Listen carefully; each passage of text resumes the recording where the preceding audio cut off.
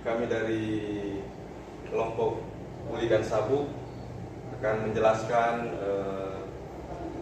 beberapa poin penting mengenai puli dan belt. Namun sebelumnya itu kami akan memperkenalkan diri terlebih dahulu. Dengan saya sendiri, nama Rion Mikael Potoe dengan NIM 22031-088. Perkenalkan, nama saya Rex Marco Robot dengan NIM 22031-087. Oke, dengan saya Jovan Sakul dengan NIM 2203093. Baik, berikut kami akan menjelaskan mengenai poin penting dari puli dan sabuk. Apa sih puli dan sabuk? Baik, puli dan sabuk adalah pasangan elemen mesin yang digunakan untuk mentransmisikan daya dari suatu poros ke poros lain. Perbandingan kecepatan antara poros penggerak dan poros yang digerakkan tergantung pada perbandingan diameter puli yang digunakan.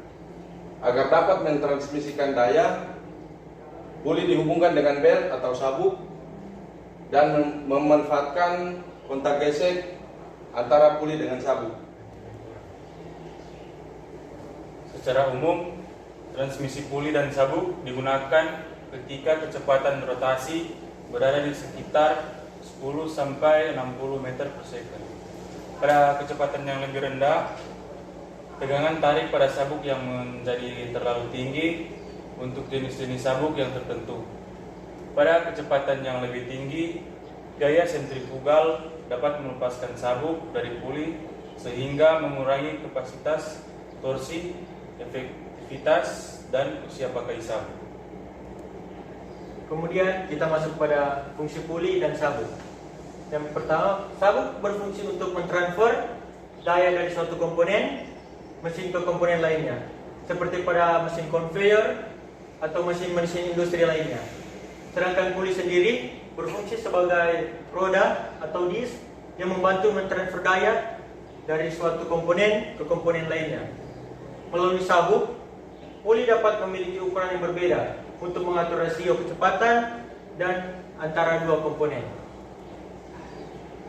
Berikut kita masuk pada jumlah daya yang ditransmisikan puli dan sabuk tergantung dalam beberapa faktor. Seperti yang pertama ada kecepatan sabuk, yang kedua ada tegangan di mana sabuk ditempatkan pada puli, yang ketiga busur kontak antar sabuk dan puli diameter kecil, dan yang keempat ada kondisi di mana sabuk digunakan. Kita masuk pada dasar pemilihan penggerak puli dan sabuk. Yang pertama, kecepatan poros penggerak dan poros yang digerakkan. Yang kedua, rasio pengurangan kecepatan. Yang ketiga, daya yang ditransmisikan. Yang keempat, jarak antara titik pusat poros. Yang kelima, tata letak poros. Yang keenam, ruang yang tersedia. Yang ketujuh, ketentuan layanan. Oke, yang berikutnya klarifikasi transmisi puli dan sabuk. Poin yang pertama, ringan dengan kecepatan sabuk sampai dengan sekitar 10 meter per second dan dengan daya kecil. Contohnya seperti pada mesin pertanian dan mesin yang kecil-kecil lainnya. Poin yang kedua, sedang. Kelompok ini digunakan untuk mentransmisikan daya sedang pada kecepatan sabuk 10 sampai dengan 22 meter per second. Poin yang ketiga, berat. Berat dengan daya besar dan kecepatan sabuk di atas 22 meter per second, seperti pada kompresor atau generator lainnya. Berikut kita masuk pada petunjuk perencanaan atau cara pemasangan transmisi puli dan sabuk. Yang pertama ada poros harus sesuai dengan garisnya untuk memastikan tegangan di seluruh bagian sabuk seragam. Yang kedua, jarak antara kedua puli tidak boleh terlalu dekat agar busur kontak pada puli yang lebih kecil bisa sebesar mungkin. Poin yang ketiga, sabuk yang panjang cenderung berayun dan menyebabkan sabuk lepas dari puli. Dan yang keempat, puli juga tidak boleh berjarak terlalu jauh karena menyebabkan sabuk membebani poros. peningkatan beban pada poros akan meningkatkan gesekan pada bearing. Poin yang kelima, sisi kencang dari sabuk harus di bagian bawah, sehingga sabuk bagian atas yang longgar akan meningkatkan busur kontak pada puli. Dan poin yang terakhir adalah pada jenis sabuk datar, jarak maksimum antar poros tidak boleh melebihi 10 meter dan tidak boleh kurang dari 3,5 kali diameter puli yang besar. Baiklah, kita masuk pada perbandingan kecepatan pada transmisi puli dan sabuk. Panjang sabuk yang melewati puli penggerak dalam 1 menit sama dengan PD1 kali N1. Demikian pula panjang sabuk yang melewati puli yang digerakkan dalam 1 menit sama dengan PD2 kali N2.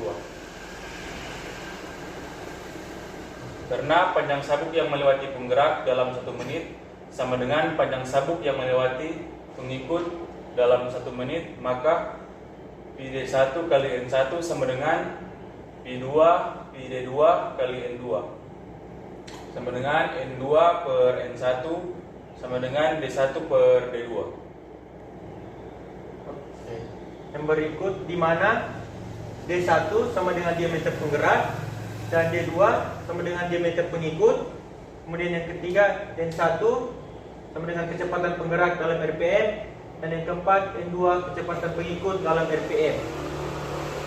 Ini contoh rumus dalam sabuk dan puli. Kita masuk pada kelebihan puli dan sabuk. Yang pertama ada instalasi yang cukup mudah, yang kedua perawatan sedikit, yang ketiga keandalan tinggi, yang keempat dapat diterapkan pada 2 poros yang tidak paralel, dan yang kelima ada kecepatan transmisi tinggi. Kita masuk pada kekurangan puli dan sabuk. Yang pertama ada kapasitas daya yang dapat ditransmisikan terbatas. Yang kedua, rasio kecepatan terbatas. Yang ketiga, rentan terhadap perubahan kondisi lingkungan seperti kontaminasi dengan pelumas. Selain itu, getaran dan beban kejut dapat merusak sabuk. Oke, masuk pada komponen penyusun V-belt. Yang pertama, badan sabuk. Badan sabuk terbuat dari bahan campuran karet khusus yang dapat menghasilkan sifat mekanik yang cukup baik, efisiensi transmisi tinggi, serta dapat menjamin tingkat kehalusan karet yang seminimum mungkin. Kemudian bagian yang kedua, ada bulat-bulatan pada bagian tengah V-belt berupa tension member. Tension member merupakan komponen yang dapat direnggangkan yang berupa kawat dengan tingkat kekuatan yang tinggi serta hanya mengalami sedikit renggangan ketika ditarik. Hal tersebut guna menjamin kestabilan panjang dari sabuk serta lamanya waktu pemakaian sabuk. Kemudian yang ketiga, pada bagian luar sabuk, pada bagian luar yang dinamakan sebagai sampul atau tutup. Sampul atau tutup merupakan komponen yang terbuat dari material berupa serat tenunan yang berguna untuk melindungi bagian-bagian yang mampu diregangkan. Berikut kita masuk pada jenis-jenis sabuk dan puli. Yang pertama ada V-belt.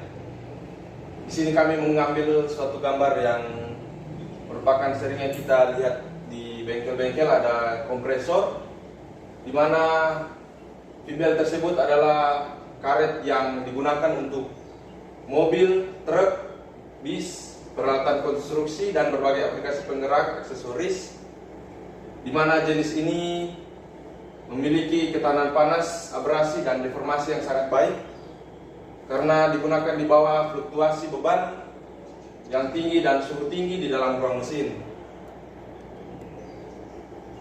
Yang kedua ada variable speed belt. Ini contoh yang kita ambil dari contoh kendaraan bermotor dengan tipe matic.